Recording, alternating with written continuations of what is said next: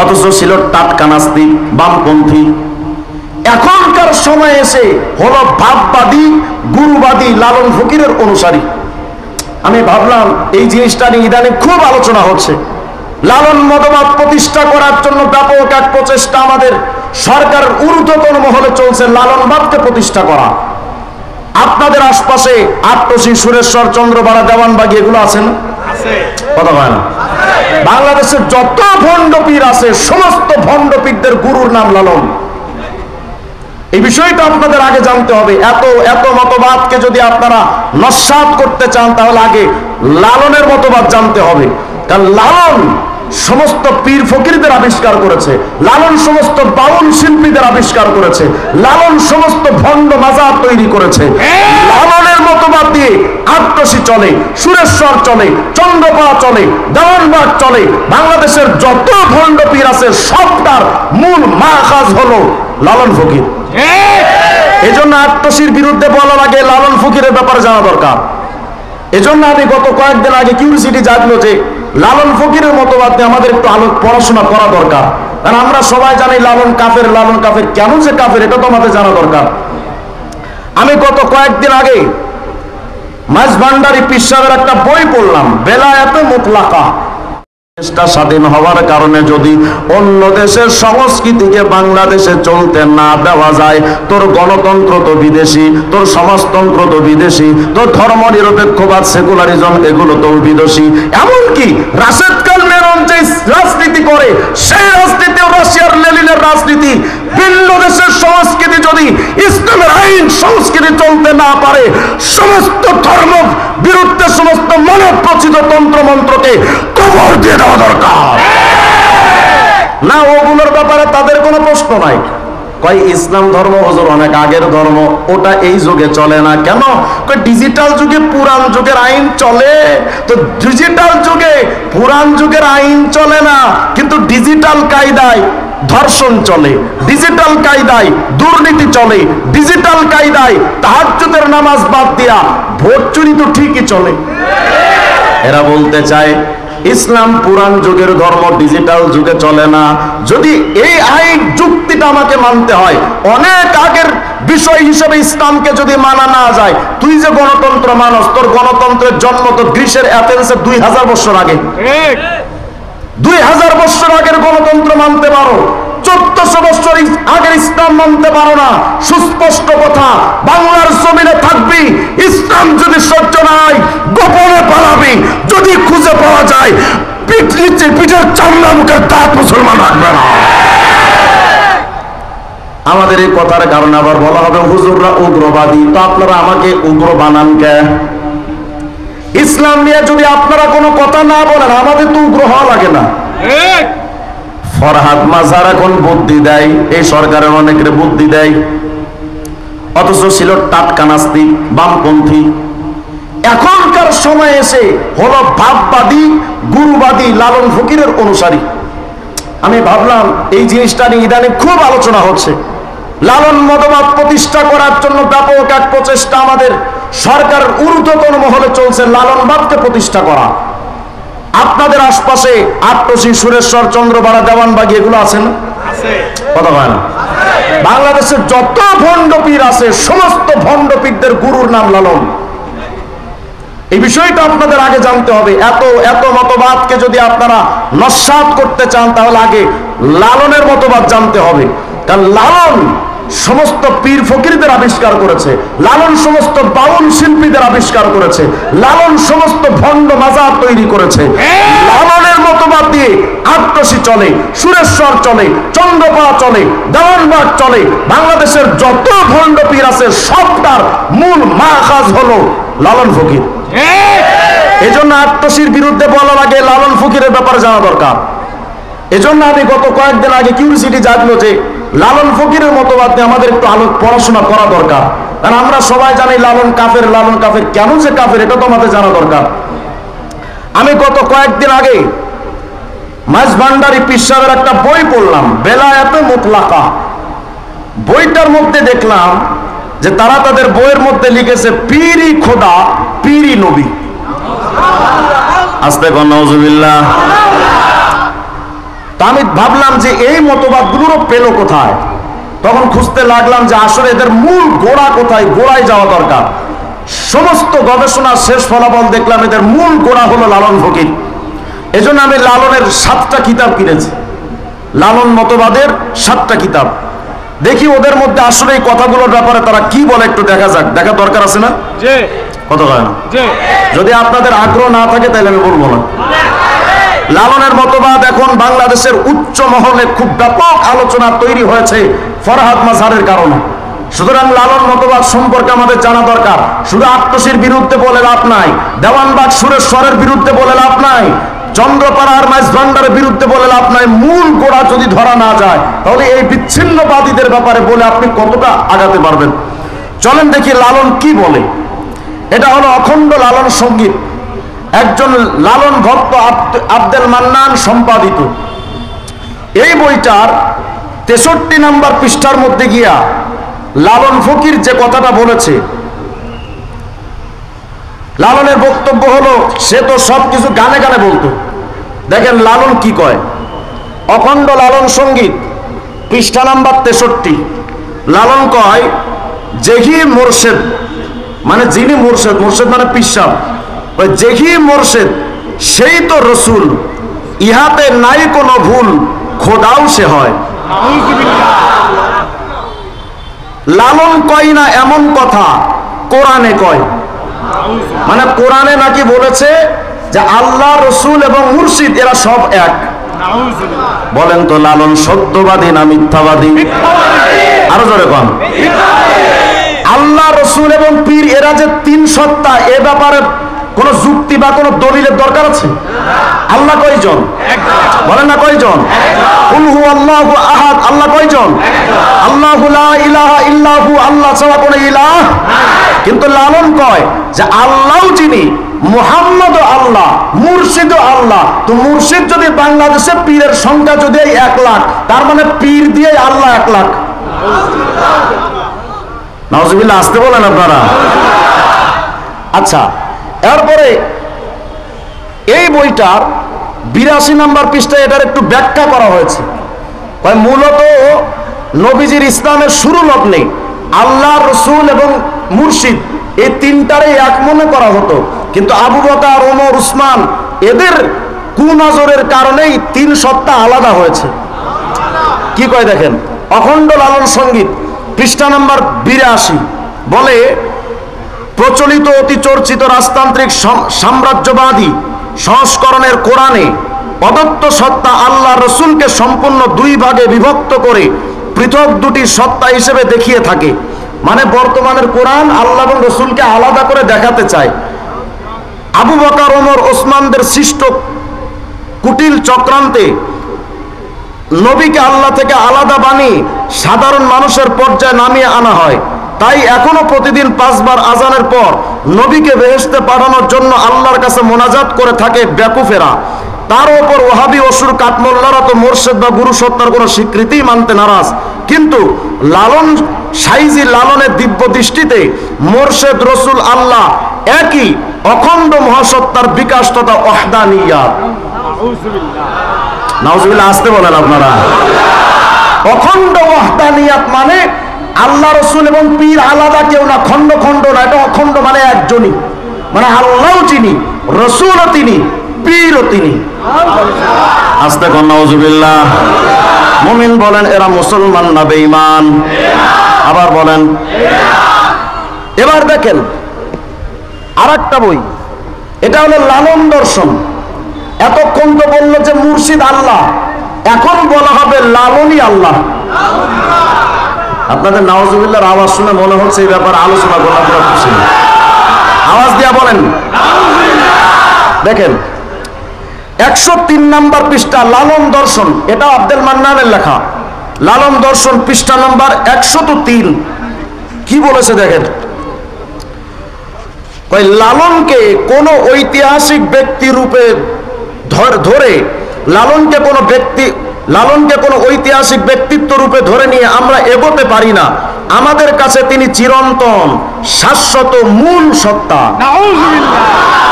চিরন্তন মানে আল হাই, আল্লাহ পাকের নাম আল হাই, মানে আল্লাহ চিরঞ্জীব, চিরসত্তা, আল্লাহ পাক কখনো মরবেন না। এরা কয় লালনই মূলত চিরঞ্জীব, শাশ্বত, মূল সত্তা, মানে আসল আল্লাহই হলো লালন।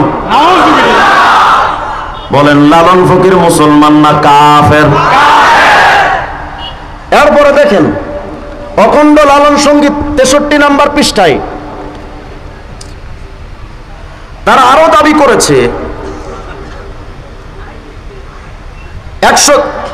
অখণ্ড লালন সঙ্গীত 63 নম্বর পৃষ্ঠা কয় এখানে মোরশেদ তত্ত্বের কোরআন দর্শনগত গভীরতা বোঝাতে গিয়ে সাইজি নিজের দাবিকে জীবন্ত তথা জাগ্রত কোরআনের মর্যাদায় প্রতিষ্ঠিত করেন। তিনি এবং কোরআন, মানে লালন এবং কোরআন যে এক, একথা নিশ্চয় আর নতুন করে বলার দরকার পড়ে না। মানে লালনই মূলত কোরআন, লালনের সব বাণী নাকি কোরআন। এরপরে শুধু তাই নয়, লালন দর্শনের 103 নম্বর পৃষ্ঠা আবার দাবি করেছে, কয় আমাদের বেদ, গীতা, ত্রিপিটক, বাইবেল কিংবা আল কোরআনের মতো তার বাণীও চিরন্তন ও অবিনাশী। মানে কোরআনের বাণী এবং লালনের বাণী এ এক, আলাদা কিছু না। বলেন লালন মুসলমান না বেঈমান? শুধু তাই নয়, আমরা মানব কাকে? বলেন কাকে? আমরা মানব তিনটা বিষয়। কয়টা? আল্লাহ, রাসূলুল্লাহ। বলেন আল্লাহ, রাসূলুল্লাহ, উলুল আমর। বলেন উলুল আমর, কোরআন, সুন্নাহ, সাহাবা। কোরআন, সুন্নাহ, সাহাবা। এই তিনটার উপরে কোন মাযহাব প্রতিষ্ঠিত হলে মাযহাবও মানবো। এই তিনটার উপরে কোন কিয়াস হলে কিয়াসও মানবো। এই তিনটার উপরে কোন পীর যদি দণ্ডায়মান থাকে সেই পীরকেও মানবো। এই তিনটাকে সামনে রেখে কোন রাজনৈতিক নেতা যদি দাঁড়ান আমরা তাকেও ভোট দিব। কিন্তু এই তিনটা জিনিসকে বাদ দিয়া, আমার কোরআন, নবীর সুন্নাহ এবং সাহাবা, উলুল আমরকে বাদ দিয়া কোন নেতা যদি দাঁড়ায় নেতাকে মানি না, পীর যদি দাঁড়ায় পীরকে মানি না, কোরআন, সুন্নাহ, সাহাবাকে বাদ দিয়া কোন মাজার যদি তৈরি হয় ওই মাজার মানি না। কোরআন, সুন্নাহ, সাহাবাকে বাদ দিয়া আমার বাবা, আমার মা, আমার সন্তান, আমার নেতা, এমনকি রাষ্ট্রপতি, প্রধানমন্ত্রীও যদি বলে তাদেরকেও মানি না আমরা। কিন্তু লালনবাদ বলে যে মুর্শিদের আইন হলো শরীয়ত। নাউজুবিল্লাহ, আসতে বলেন। দেখেন অখণ্ড লালন সঙ্গীত পৃষ্ঠা নাম্বার 57, এই 57 নাম্বার পৃষ্ঠার মধ্যে গিয়া তারা বলেছে, লালন নিজে একটা গান তৈরি করেছে, কয় মোরশেদ যা ইশারা দেয় বন্দেগীর তরিক সেই হয়। মানে পীর সাহেব যে দিক নির্দেশনা দিবে এটাই হলো তোমার বন্দেগীর, ইবাদত বন্দেগীর পদ্ধতি, মানে এটাই হলো শরীয়ত। কোরআনে তা সাফ লেখা রয়, আবার ওলি দরবেশ তারাও কয়। তার মানে বক্তব্য দিয়ে লালন স্পষ্ট বলেছে যে পীর যেটা বলবে এটাই তোমার তরিকা, এটাই তোমার পদ্ধতি, ইবাদতের পদ্ধতি। শুধু এটাই নয়, এই বইটার 57 নম্বর পৃষ্ঠার মধ্যে এই কথা স্পষ্ট করে আরো বলেছে, গানটার ব্যাখ্যা করতে গিয়ে বলে মোরশেদ রূপে আল্লাহ যার জন্য, নাউজুবিল্লাহ কয় না, মোরশেদ রূপে আল্লাহ মানে যেই পীর এই মূলত মোরশেদ রূপে মূলত তিনি আল্লাহ। কয় মোরশেদ রূপে আল্লাহ যার জন্য যে সাধনা পদ্ধতি তথা দান, যে সাধন পদ্ধতি দান করেন এটাই তার জন্য পালনীয়, অপরিহার্য ধর্মবিধান বা শরীয়ত। এটাই কোরআনের দিক নির্দেশনা। সবার জন্য আজীবন একই ধাঁচের নামাজ বা ধ্যান কখনো সঠিক হতে পারে না। তার মানে আমরা যে নামাজ পড়ি এই নামাজ এই সিস্টেমে সবার জন্য চলবে না, এক একজনের এক এক সিস্টেম। কিভাবে বলে, জন্ম কর্ম মানে জন্ম যার যেখানে সে সেভাবে নামাজ পড়বে। জ্ঞান পাত্র মানে যার জ্ঞান যেভাবে সে সেভাবে নামাজ পড়বে। ধারণ ক্ষমতা মানে যে যতটুকু শক্তিশালী তার শক্তির অনুযায়ী নামাজ পড়বে। তাই জ্ঞান কর্ম, জন্ম কর্ম, জ্ঞান পাত্র, ধারণ ক্ষমতা অনুসারে এক একজনের জন্য এক একটি পৃথক পৃথক তরিকা বা স্বতন্ত্র পন্থা নির্ধারিত। বিপুল বৈচিত্র্যের মধ্যে একাত্মময় প্রেমিক সুফির এমনই ভজন ধারা। তার মানে এরা বলতে চায় যে হিন্দুদের নামাজের স্টাইল একরকম, খ্রিস্টানদের নামাজের স্টাইল আর এক রকম, মুসলমানদের নামাজের স্টাইল আর এক রকম। এরা কিন্তু আলাদা কেউ না, সবাই মুসলমান। নাউজুবিল্লাহ, আসতে বলেন। লালনের মতবাদ নিয়ে বলতে গেলে তো লম্বা টাইমের দরকার। লালন বলেছে যে আসলে আমি ইসলাম চাই না। দেখেন একটা প্রমাণ দিই। মহাত্মা লালন একটা বই আছে, এই যে মহাত্মা লালন, এই বইটার 113 নম্বর পৃষ্ঠার মধ্যে গিয়ে লালন ফকির বলেছে, আমরা তো অনেকে মনে করি লালন মনে হয় ধর্মগুরু, কিন্তু মূলত লালন হলো ধর্মহীন এবং ধর্মবিদ্বেষী। সমাজ থেকে সে নাস্তিকতাকে সৈলাভ করে দেওয়ার জন্য, মানবতাকে প্রতিষ্ঠিত করার জন্য, ইসলাম সহ সমস্ত ধর্মকে উঠিয়ে দেওয়ার জন্য শত শত গান লিখেছিল। কি বলে দেখেন, মহাত্মা লালন বই পৃষ্ঠা নম্বর 113 লিখেছে লালনের একটা গান, এমন মানব সমাজ কবে গো সৃজন হবে, যেদিন হিন্দু মুসলিম বৌদ্ধ খ্রিস্টান জাতি গোত্র নাহি রবে। মানে এমন একটা সমাজ চাই যেই সমাজে ইসলামও থাকবে না, হিন্দুও থাকবে না, খ্রিস্টানও থাকবে না। বলে ধর্মকুল গোত্র জাতির তুলবে না গো কেহ জিকির। এমন সমাজ চাই যেখানে কেউ জিকির তুলবে না। কেঁদে বলে লালন ফকির, কে মরে দেখায়া দেবে। এই কথা দিয়ে সুস্পষ্ট ভাবে লালন বুঝাতে চেয়েছে সে ইসলামও চায় না, হিন্দু ধর্ম চায় না, খ্রিস্টান ধর্ম চায় না, চায় কি মানবতা। এই কথাটাও তারা স্পষ্ট করে এই বইটার 110 নম্বর পৃষ্ঠার মধ্যে আবার লিখেছে। কয় ফকির লালন শাহ আজীবন স্বপ্ন দেখতেন ধর্ম বর্ণ গোত্র জাতহীন ধনী গরিব বিরোধী একটি মানবিক সমাজে, যে সমাজে মানুষই সব, মানুষের মানবিক মূল্যবোধই সমাজের সহায়ক, যে সমাজে শুধু প্রেম থাকবে, ভালোবাসা থাকবে, সহযোগিতা থাকবে, জাতপাত গোত্রের কোনো বৈষম্য থাকবে না। তার মানে যে সমাজের মধ্যে ইসলাম বা ধর্ম কিছুই থাকবে না, এমন একটা সমাজ চাই। তাহলে আমি জানতে চাই লালন ফকির মুসলমান না নাস্তিক? বলেন মুসলমান না নাস্তিক? এজন্য মহাত্মা লালনের 118 নম্বর পৃষ্ঠার মধ্যে গিয়া লালন আবার সমস্ত ধর্মের ব্যাপারে বলেছে, জাত না গেলে পাইনে হরি, কিসার জাতের গৌরব করি সুষ্ণে বলি হে। লালন কয় জাত হাতে পেলে, জাত মানে ধর্ম, লালন কয় জাত হাতে পেলে পুরাতাম আগুন দিয়ে। মানে লালন ফকির কয় যে আমি এই ধর্মগুলো যদি হাতে ধরতে পারতাম তাহলে এগুলো আগুন দিয়ে পুড়িয়ে ছাড়তাম। তাহলে আপনি আমাকে বলেন লালন ফকির মুসলমান না কাফের? বাংলাদেশের যত আউল বাউল ফাউল শিল্পী যা দেখেন সব লালন এদের গুরু। সুতরাং লালন যদি কাফের হয় প্রত্যেকটা বাউল কাফের। এরা আজকে বলে মুরিদ হইয়া যাও গা তুমি কামেল পীরের হাতে, নামাজ আদায় করো যায়া একলা এক জাগাতে। ঠিক কি গান গায় শোনেন, লালনের অনুসারীরা গাচ্ছে। এই যে আপনাদের এখানে ওরস হয় না, কথা হয় না, বিরক্ত হচ্ছে না আপনারা? এই ওরসে যে সমস্ত শিল্পীরা আসে, এই শিল্পীরা এই গানগুলো গায়। কয় মুরিদ হইয়া যাও গা তুমি কামেল পীরের হাতে, নামাজ আদায় করো যায়া একলা এক জাগাতে। মানে নামাজ জামাতে পড়তে পারবা না, একা একা পড়বা। নাউজুবিল্লাহ কোন মুরিদ হইয়া যাও গা তুমি কামেল পীরের হাতে, নামাজ আদায় করো যায়া একলা এক জাগাতে। আরে রুকুর আগে সেজদা দিয়া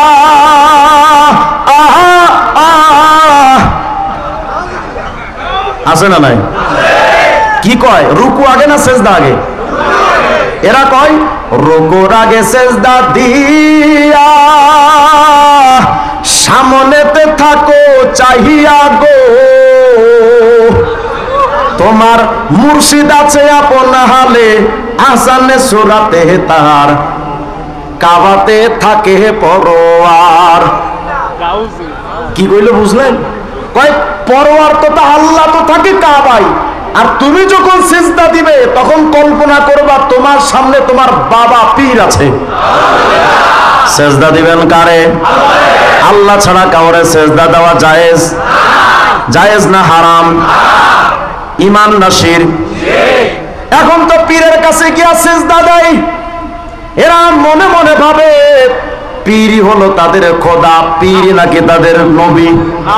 এই যে আপনাদের পাশেই কুমিল্লা জেলায় এক ছাগল আছে, মাইজ ভান্ডারের মুরিদ কয়, মুর্শিদ খোদা মুর্শিদ রাসূল, দিলে মুখে করছি কবুল, শুনে মোল্লার গোষ্ঠী ফতোয়া দিছে আমি নাকি কাফের হইয়াছি, আমি আর যাব না মোল্লার কাছে, তওবা করেছি। ওনাকে খাটি দিলে তওবা করছে, আলেমদের কাছে যাবে না।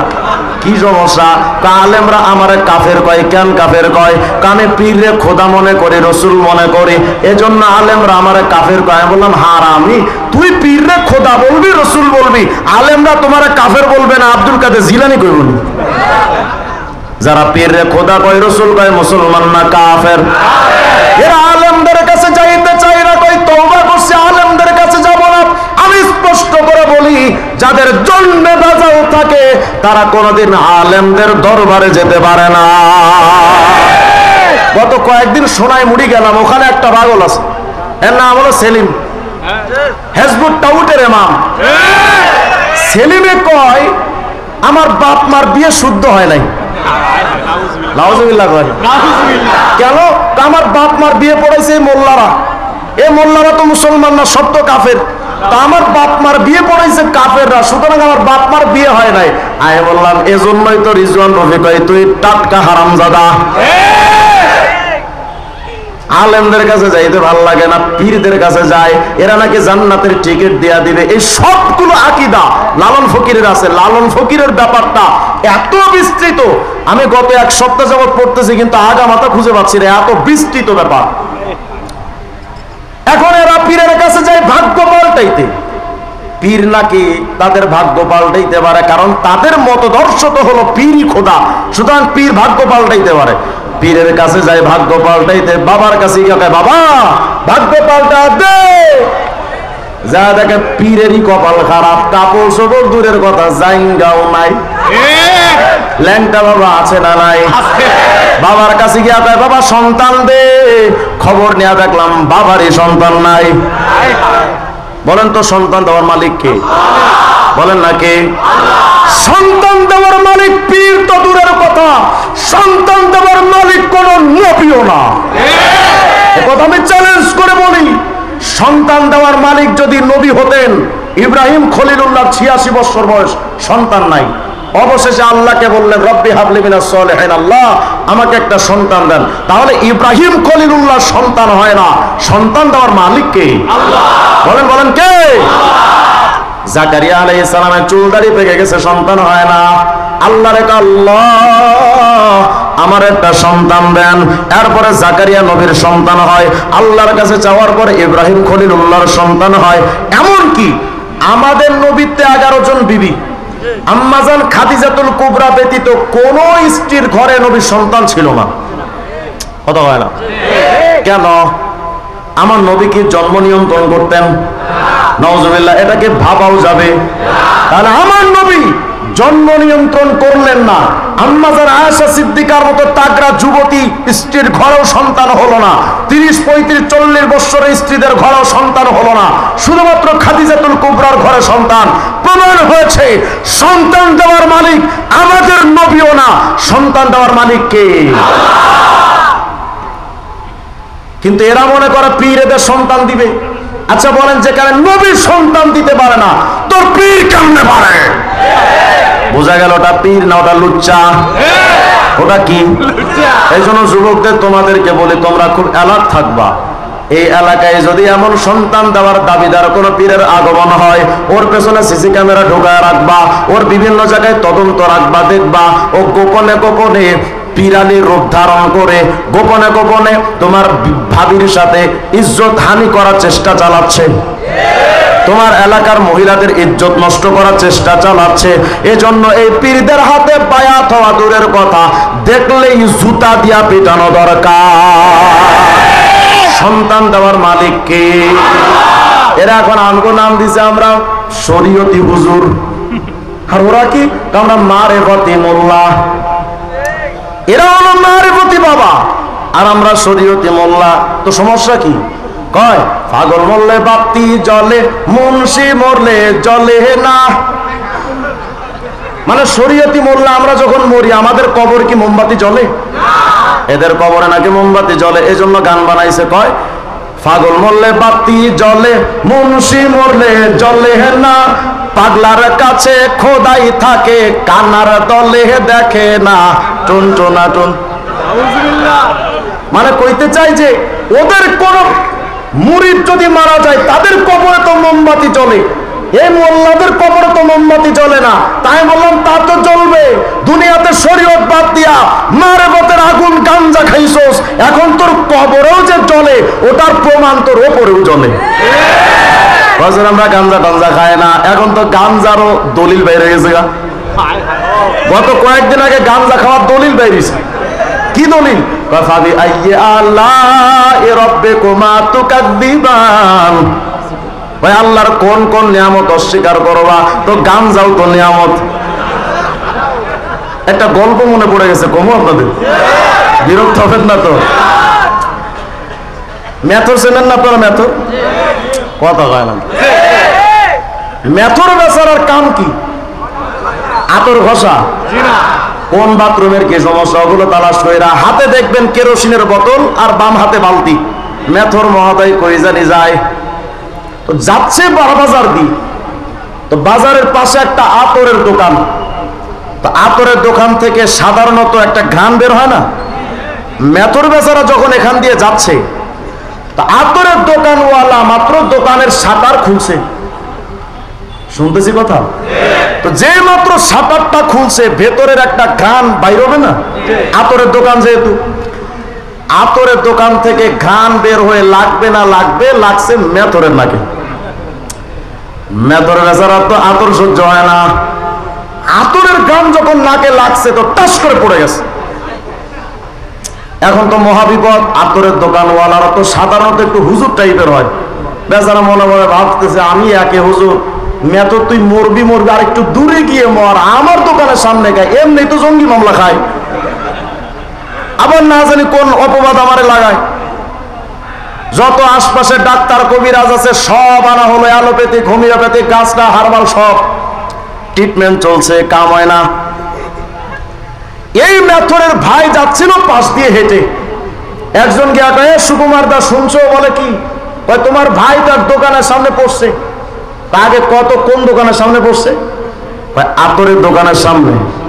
আমিও ভাবছিলাম ও তো আতরের দোকানের সামনেই পড়বে, ও তো অন্য কোনো জায়গায় পড়া যাত না, তো কায়দা মতো বসছে। কয় তারপরে কি করলা? কয় ডাক্তার কবিরাজ অনেক কিছু আনছি, লাভ হয় না। কয় ওভাবে লাভ হবে না, আমার নিয়ে চল। নিয়ে আসছে। আনার পরে মেথরের ভাই এসে ডাক্তারদের বলে, ডাক্তাররা সারাদিন যদি ওরে অ্যালোপ্যাথিক, হোমিওপ্যাথিক, হাজার হাজার 500 পাওয়ারের ঔষধও যদি খাওয়াও কোনো লাভ হবে না। হয়তো ট্রিটমেন্ট কি? কয় এর জন্য একটা ট্রিটমেন্ট আছে। কয় কি ট্রিটমেন্ট? তার পাশে বাথরুম আছে না? বাস বেচারা গেছে বাথরুমে গিয়া এক মুঠ ময়লা হাতে নিয়ে আস, আয়না হাতের থেকে ময়লাটা নিয়ে সুন্দর করে নাকে লাগাই দিছে। যেই মাত্র মেথরের নাকে পায়খানার একটু মলম লাগাইছে, মেথর উঠে কয়, আহ এত বড় নিয়ামত কই আসিল রে। মেথরের কাছে পায়খানা যেমন নিয়ামত, ভণ্ডদের কাছে গাঞ্জাও নিয়ামত। আবার কিছু মানুষ কয়, হুজুর আমরা গাঞ্জা গাঞ্জা খাই না, এ ব্যাপারে বললেন না। কি খাও? কয় সিদ্ধি। আমি বললাম হারামির সিদ্ধি তো গাঞ্জা। হুজুর খবরদার সিদ্ধির বিরুদ্ধে কইবেন না। কেন? কয় সিদ্ধি একটা বরকতের খাবার। আচ্ছা এত বড় বরকতের খাবার সিদ্ধি খাইলে কি হয়? হুজুর বুঝেন না, সিদ্ধি খাইলে বুদ্ধি বাড়ে। এত বুদ্ধি বাড়া বাড়ছে, সিদ্ধি খায়া বাড়িতে এসে টাল হয়ে বউরে কয়, ও মা দুটো ভাত দেওয়া যাবে মা? বুদ্ধি বাড়ছে। মুসলমান ভাইরা, এই সমস্ত দরবারের ফকিরগুলো মুসলমান না কাফের? আমি সুস্পষ্ট ভাবে ফতোয়া দিয়ে যাচ্ছি, আমি ইফতা পড়া একজন ফতোয়ার ছাত্র। যারা লালনের ভক্ত, যারা পীরের কদমে গিয়ে সেজদা লাগায়, বাবাকে যারা গুরু রূপে সেজদা দেয়, এরা মরলে এদের জানাজা পড়াও হারাম। এদের সাথে বিয়ে শাদী হলে বিয়ে ভঙ্গ, এদের স্ত্রীরা অটো তালাক, অটো তালাক। কথা বুঝেন না? আমার সহজ কথা, অটো তালাক। যারা শিরক করে তাদের সাথে কোনো মুসলমানদের বৈবাহিক সম্পর্ক হতে পারে না, তাদের সাথে কোনো বন্ধুত্ব সম্পর্ক হতে পারে না, তাদেরকে সালাম দেওয়া হারাম। কত হয় না? এরা মরে গেলে যদি কেউ জায়েজ মনে করে দোয়া করে সে কাফের। কথা হয় না? কোন কাফেরের জন্য মাগফিরাতের দোয়া করা জায়েজ আছে? তাহলে যারা লালন ফকিরের এত এত মতবাদকে যারা বিশ্বাস করে, বহুশ্বরবাদে যারা বিশ্বাস করে, পীরকে যারা খোদা মনে করে, তারা যেহেতু মুসলমান নয়, তাদের মাগফিরাতের জন্য দোয়া করে যদি ইমাম সাহেব দোয়া করতে যায় মিলাদ পড়তে, ওই ইমামও কাফের। সুস্পষ্ট ফতোয়া। এদের একজন মুফতি সাহেব আছে, জানেন? এদের একজন বিরাট বড় মুফতি সাহেব। এই মুফতির নাম হলো আলহাজ হযরত মাওলানা মুফতি মুমতাজ বেগম ভাবি। বিরাট বড় মুফতি সাহেব। কয় গান বাদ্য জায়েজ, দলিল। এখন ওরা যদি সারাদিন আপনি বোম মারেন, ও কি দলিল খুঁজে পাবে? যদিও সংসদে দাঁড়ায় আমি সিয়াসিত্তা পড়ছি। সিয়াসিত্তার কি কিতাব? কয় বুখারী মুসলিম মেশকাত। মেশকাত নাকি সিয়াসিত্তা? এর কাছে যদি দলিল তালাশ করেন যে ঠিক আছে গান বাদ্য যে জায়েজ, দলিল দে। এখন ওরে তো কোরআন হাদিস দিয়া দলিল দিতে পারে না, এর জন্য একটা দলিল বানাইছে। কি দলিল? আকাশটা কাঁপছিল কেন? দলিল। আলেম ওলামা হাফেজ সাহেবরা বললেন যে কোন আয়াত এটা? কয় আকাশটা কাঁপছিল কেন, জমিনটা নাচছিল কেন, বরফের ঘামছিল কেন, সেই দিন গান গাইছিল খাজা যেই দিন। এই হলো দলিল। কোরআন শরীফের কোন সূরার আয়াত, কোন কিতাবের হাদিস? কয় আকাশ কাঁপছে, জমিন নাচছে। কবে? কয় খাজা মঈনুদ্দিন চিশতি যেদিন নাচছিল, গান বাজনা করেছিল। তাই বললাম ভাবি, আকাশ যদি নাচে আর জমিন যদি নাচে, আকাশ যদি কাঁপে, তো বিল্ডিং গুলো ছিল কেমনে? আচ্ছা, আপনার কি মনে হয় খাজা মঈনুদ্দিন চিশতি রাহিমাহুল্লাহর মতো এমন একজন প্রখ্যাত বুজুর্গ আল্লাহওয়ালা খাঁটি একজন ওলি, তিনি গান বাদ্যযন্ত্র করেছিলেন, এটা শয়তানও বিশ্বাস করে? অথচ এই শয়তানগুলো বিশ্বাস করে। আমার মনে হয় শয়তান দূরে থেকে মমতাজের দিকে তাকায় আর বলে, মমতাজ তুই আমারও হারায় দিলি। মানতে হবে কোরআন সুন্নাহ সাহাবা। ইসলাম বাদ দিয়া কোন তন্ত্র মন্ত্র মানা জায়েজ। ইসলাম বাদ দিয়ে কেউ যদি দুনিয়ার কোন আইন দিয়া রাষ্ট্র চালায়, রাষ্ট্র সুন্দর হবে না। ইসলাম বাদ দিয়ে কেউ যদি তার ব্যক্তি জীবনের আমল চালায়, এই আমল জান্নাতে যাওয়ার ওসিলা হবে না। বাস, সময় আমার শেষ। যেহেতু আপনাদের এখানকার আজকে অনেক মূল্যবান একজন মেহমান, তিনি চলে আসবেন, কেউ উঠাউটি করবেন না। এই মাহফিলটা প্রত্যেকটা বছর হোক, চান না আপনারা? চান আপনারা? আলহামদুলিল্লাহ, আমি শুনেছি এই মাহফিলটা হকের জন্য অত্র এলাকায় বিরাট একটা ভূমিকা রেখেছে। আলহামদুলিল্লাহ, এখানে বড় বড় ওলামায়ে কেরাম তারা আসেন। হাফিজুর রহমান সিদ্দিক ভাই, খালেদ সাইফুল্লাহ আইয়ুবী সাহেবের মতো এত বড় প্রখ্যাত বুজুর্গ এখানে তারা আসেন, আলোচনা করেন। এই মাদ্রাসা এবং এই মাহফিলটা ধরে রাখা দরকার। এই মাদ্রাসার জন্য, এই উঠেন নাকি, একটু বসেন বসেন। এই মাহফিলটাকে ধরে রাখার জন্য, মাদ্রাসাকে টিকিয়ে রাখার জন্য আপনাদের পক্ষ থেকে কিছু আগ্রহ তৈরি হওয়া দরকার। আমি বেশি মানুষ এখানে আপনাদেরকে চেয়ে কষ্ট দিব না। আমি মাত্র 10টা মানুষ চাই এই মাহফিলের জন্য, মাদ্রাসার জন্য। সর্বপ্রথম একজন ব্যক্তি আমাকে বলবেন যে হুজুর, আমি মাদ্রাসার জন্য ইনশাআল্লাহ 10,000 টাকা দিব ইনশাআল্লাহ। সর্বপ্রথম একজন হাত উঠান তো, ইনশাআল্লাহ 10,000